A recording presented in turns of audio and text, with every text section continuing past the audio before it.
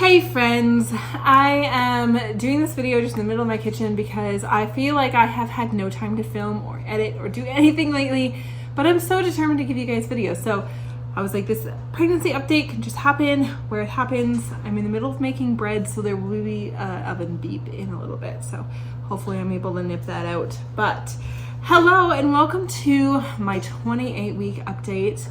I'm actually almost 29 weeks. This is my last day of being 28 weeks while filming this. And we are officially in the third trimester, which is wild. I have said this several times, but this pregnancy has just been flying by. And I think it's simply because, one, the time of year, like the timeline of this pregnancy, but then also I'm so much busier now. Like my days are just so much more full of activity than they were before because I am running after a little toddler all day long as well, right? Just having a granola bar. He always comes and sits with me. You're just gonna be in this video too? No. I was watching my video with him when I was 29 weeks because I skipped a couple weeks with him, which makes me feel a little bit better about skipping some weeks this time. And I just wanted to kind of compare because this week has brought a lot of change. Entering my third trimester has changed some things. And I want to chat with you guys about that and give you some details about what's been happening with me. And finally, a pregnancy update that has nothing to do with gallbladder stuff because thank the Lord I have not had any more gallbladder attacks or anything. So I'm really good in that department, thank goodness. But I also haven't shown my belly yet. I'm gonna have to do that because I keep forgetting. This week, so entering my third trimester has brought a whole different ball game, I feel like. I don't know if I've mentioned this in a video yet, but I was starting to suspect that maybe this felt like a little bit of a bigger baby. And I'm definitely getting more comfortable saying that as time progresses. This baby feels really big. With Grayson, he was a really big baby. He was 9 pounds and 4 ounces. And I could feel that he was big. With Zeg, my belly got really big, but I really wasn't sure if he was a big baby. I knew he would be a good size, but I didn't get this sense that, oh my goodness, this is a huge baby.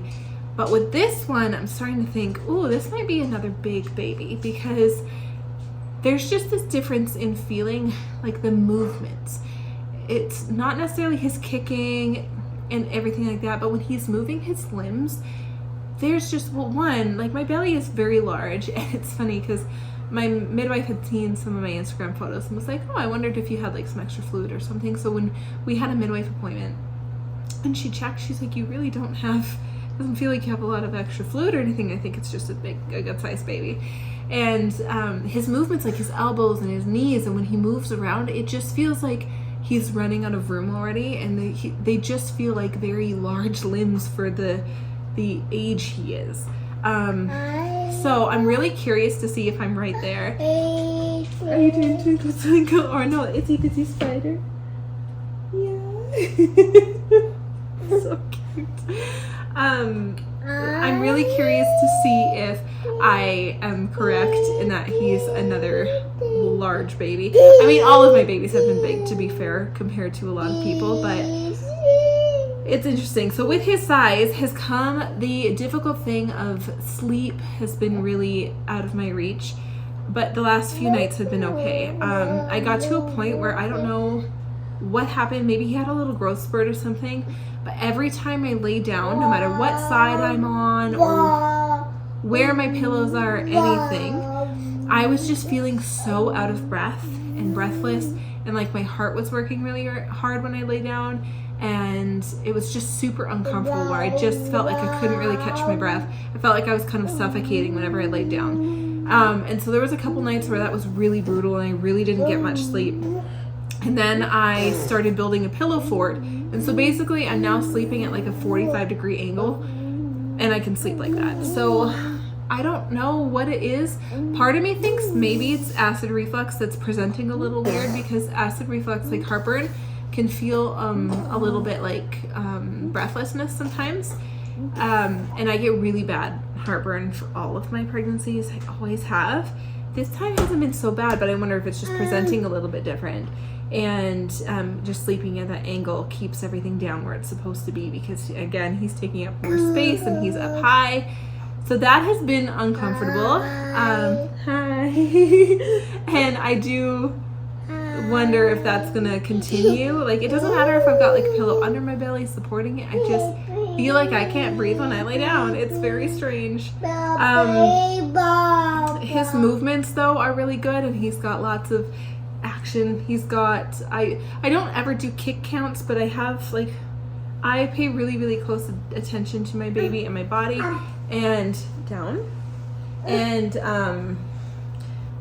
they develop patterns, and so I just start to understand and learn their pattern, and then I just wait and watch for their pattern. So I know that during certain times of the day he's always going to be more active, and it's just every single day is the same like that. So I just look for his little patterns. I'm starting to get like an inkling. I don't know, I'd never like to jinx anything, or I have a kind of a gut feeling that this birth might be a bit quicker. So I've had a really fast birth, and my other longer births, they were still pretty quick in terms of what the average woman experiences. So like his birth was slow, but it was 7 hours from my water breaking to holding him, and I don't get contractions so far before my water breaks. So the water breaking is always the first sign of labor for me. And so once he came out, we realized that he needed that extra time because he had a true knot in his cord, and he was born with his hand beside his head. So that's why it took him a little extra time. But with my first son, my second baby, he was 3 hours from water breaking to holding him. It was a very fast birth. And so I'm always preparing for a fast birth, but this time I just have, again, I'm just starting to get this little inkling that like, I need to be ready for it to be quick, and I need to mentally be ready for it to be quick, because that's the hardest thing. Everybody likes to say, oh, like, I wish my labor was super fast, and that must be so good. But it's really overwhelming when you have a very fast birth, because it takes a little while for your brain. Like, your brain has no time to realize what's happening, and then all of a sudden you just have a baby in your arms. So it can be a lot to process, because yeah, in very quick labors and births, there's no time, and it's really like usually bang on. Like the contractions usually come really intensely, really on top of each other, and you just have a baby, and it's a wild ride. So I'm kind of glad that I've had that experience before though, so I can prepare, but I'm just curious to see if my inklings are right, or if they're there for no reason. I don't know. So that has been on my mind lately, doing lots of prep for the mental game of labor and birth. And I'm just starting to enter that like third trimester bubble where I really want to be around my people and around the people that feel really good to me only.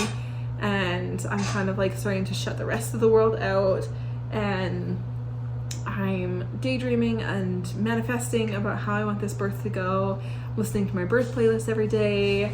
I'm nesting like a mad woman, getting all the last minute things together. It's just been really lovely, especially since this is the last baby, and it's been very bittersweet too. Just like, I don't know, it almost helps that the third trimester gets more uncomfortable, because it kind of helps that not quite be so bitter in the bittersweet that it is the last baby. But I talked about that in my last update, how like, I don't know how I feel about that, but I feel like the majority feeling is content. My body is like, don't get me wrong, could I have more babies? Yeah.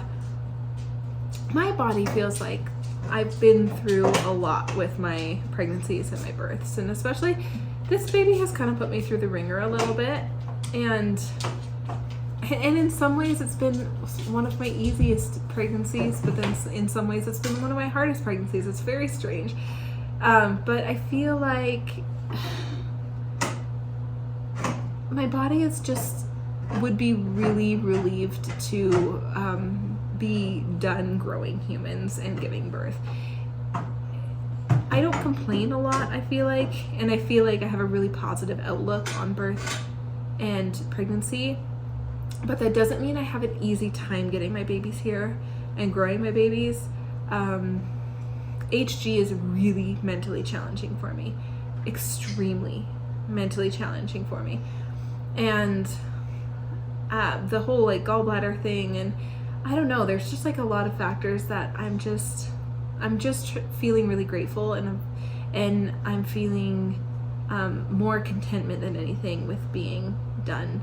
And my day feels really full. My cup feels really full. As a mother, I feel like I can happily yet busily manage all 4 of my children. I feel like more than that would start to feel a little chaotic for me, because right now I still have hobbies. I can still crochet, I can still do YouTube and edit, albeit not very well right now. I can still be a business owner, and also, albeit not very well right now, but I can still do those things that drive my passion as a individual and a woman, outside of motherhood, and then while also feeling like I have a really good grip on motherhood as well. So anyway, just a little tangent on that. I haven't talked about cravings or anything. I feel like I don't really get cravings.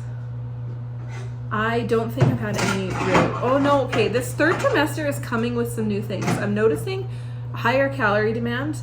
I'm suddenly wanting a lot more carbs. I want chocolate. I want, like I'm looking forward to having like an ice cream or things like that every now and then. And so I guess there is, it's not necessarily a craving for something specific though, but I feel like my calorie demand is going up. So my sweet tooth has increased a little bit. I'm eating a ton of fruit still and things like that. I just like food in general. What are you spilling on the floor? Oh, thanks for that. So far, physically, I'm feeling really good besides the breathlessness. And also, Braxton Hicks have increased a lot. I don't know if this is like a 4th baby thing, but hitting the 3rd trimester, I just feel like I'm getting Braxton Hicks all the time. They're not real contractions. They're just really tight Braxton Hicks. And it's not like they're, again, my contractions feel very isolated. They just are in a very isolated spot in my pelvis, kind of like really intensified, pinpointed period cramps. My contractions have never wrapped down my legs or around my back or in my butt or anything else. They're just in this super isolated area of my pelvis. And Braxton Hicks are a whole belly experience for me. And the tightening though, I've noticed like I don't know if it's like his size or what it is, but when they happen, they can be really strong to the point where like if I'm moving around, I kind of have to stop moving and let them pass. Drink some water, I'll try to make sure I'm really hydrated before I can continue, because it's not like they hurt, but there's an intensity about them that's really like, whew, which I've heard is really common for having multiple babies, especially when you're on like 4 or 5, things like that. Well, thank you, gentle. Oh, thanks. So if you've had more than 3 babies, I would love to hear if your Braxton Hicks got more intense with each one. That is something and I've also had prodromal labor with my 2nd and 3rd babies. So I'm expecting it again this time a little bit later on. No, I think I had it with all no, never mind. Yeah, all my kids I've had prodromal labor, which is like actual contractions, but they like fizzle out. It's like practice contractions. Weird. They're different from Braxton Hicks, but this is not like that. But I'm kind of expecting everything to be a bit more intense this time. I'm also preparing really thoroughly for the afterbirth contractions to be pretty intense with the 4th. But definitely let me know if you have several children, if your Braxton Hicks were just really intense. They're just like really tight and really big feeling. Like everything just feels really big right now. Like there's just a lot of, it's not even intensity, it's just bigness. I can't explain it any other way. It just feels large. So that has been a little bit new. yeah, just monitoring that, making sure I'm staying really hydrated, but I think it's just part of the game at this point. I'm also now trying to keep my posture really well. As I say that as my sitting posture is really bad and I've got one leg under my other leg, because I try and keep my babies in optimal positions. I have a history of my babies being large and having a hard time staying in a great position if I don't start in my 3rd trimester. My second baby was born facing like totally sideways, so a little bit of a challenge there. But when my midwife checked him, it felt like he was maybe just a little, his head was just a little angled off to the side and not fully in line. And again, it's early, it's fine, but it's just something now that I'm being aware of, making sure also for like my pelvis, because I suffered from such bad pelvic girdle pain and SPD with Zeg. I'm trying to make sure when I'm sitting, either both feet are on the floor or I'm crisscrossed evenly. I'm keeping my knees together when I'm actively moving, like getting up from a chair or getting into the car, going up the stairs. I'm having no pelvic pain. I'm still making sure I have like a hot Epsom salt bath every night or every other night to make sure, help that, do yoga and things like that to try and make sure I don't get any pelvic pain. But I'm also now just like trying to not slouch or like lounge a lot. I'm on my birth ball when I'm at my computer.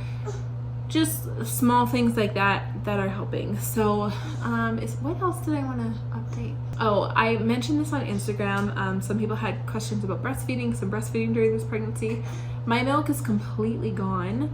I lost my milk at about 16 weeks, and then we dry nursed for about 10 weeks, which was really brutal, I'm not gonna lie. And I was actually gonna wean him, but then I decided not to because we all got sick, and we were sick for, well, the kids were sick for like 2 months straight. It was brutal. I didn't want to wean him during that time because he needed it for comfort and maybe he was getting something. And then my colostrum came in, and now my colostrum is in, and it has taken the edge off a little bit. And so I think we're actually going to make it to the end if he doesn't wean himself. And so far it looks like I'll probably be tandem nursing both babies, which is good because Zeg would have been the only baby that would have been like forced to wean early. I nurse all of my kids until they self-wean, and I just feel like I was giving him a little bit of an unfair treatment because Zacharias would have been the only baby that wasn't allowed or like given the opportunity to fully properly self-wean since my milk just dried up.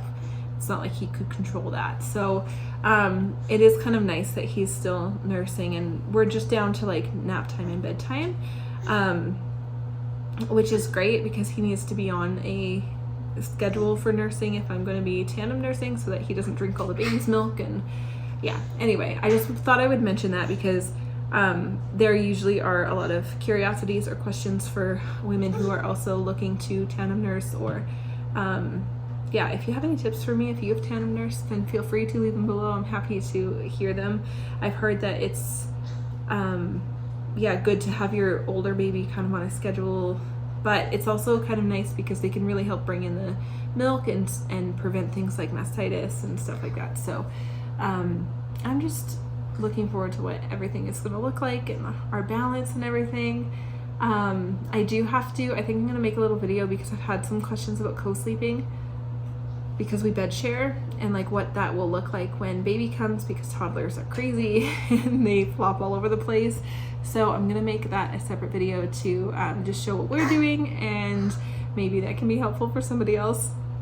But I think that's all I've got for you guys. I have to go to the grocery store, but I'm feeling good. Besides the sleeping thing, which is getting better, I found a position I can usually get comfortable in and get some sleep. I'm getting up more frequently, but I think that insomnia kind of it's not necessarily insomnia, but you kind of start to sleep lighter in your 3rd trimester, and I feel like it just prepares you for having a newborn. You just wake up easier. You just don't need, it's almost like you don't need quite as much sleep. And thankfully, biologically, that's just prepping you for a brand new baby. So we're kind of starting to enter that stage, and yeah, overall I'm doing really well. So I'm going to show you the bump and then I will let you go. Let's see if you can. Okay, so here is the belly. We are very large, very in charge. I know it's kind of far away. So 28 weeks, 6 days today. And it is a big belly. And it's like all baby. So I don't know how big we're gonna get. But anyway, I hope you guys enjoyed. If you're also pregnant with me, let me know down below. I always love to hear if we are pregnant at the same time. That's always fun. So, oh, here you go. I'll help you. Until my next one, I will see you guys later. I hope you have a wonderful week. And yeah, bye.